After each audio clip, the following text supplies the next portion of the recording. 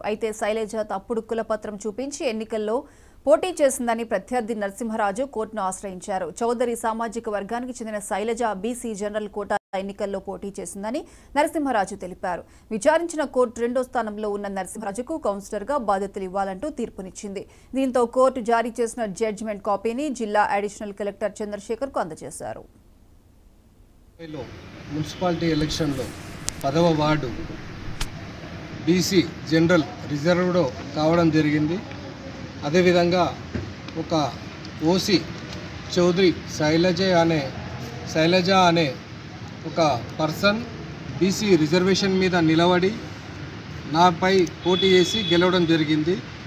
అదేవిధంగా అంతకుముందు కూడా 2013లో కూడా సేమ్ అదే బీసీ జనరల్ మీదనే ఆమె 2013లో కూడా వార్డ్ మెంబర్గా గెలవడం జరిగింది.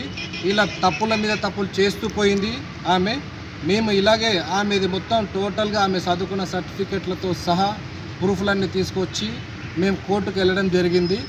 డిస్ట్రిక్ట్ కోర్ట్ రంగారెడ్డి డిస్ట్రిక్ట్ కోర్టులో మాకు అనుకూలంగా, అంటే ఈ బీసీలకు ఇప్పటికే చాలాసార్లు అన్యాయం జరిగింది అనే ఉద్దేశం మీద, అలాగే ఈమె బీసీ సర్టిఫికేట్ తీసుకొచ్చి కంటెక్ట్ జరగడం వల్ల ఆమెని జిల్లా కోర్టు డిస్క్వాలిఫై చేయడం జరిగింది.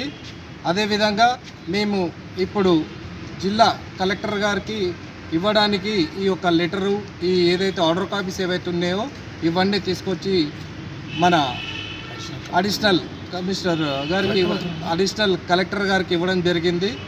ఆయన కూడా దీనిపైన ఎటువంటి చట్టరీత్యా ఏవైతే శిక్షలు ఉన్నాయో అవి కూడా అమలు పరుస్తామని చెప్పడం జరిగింది.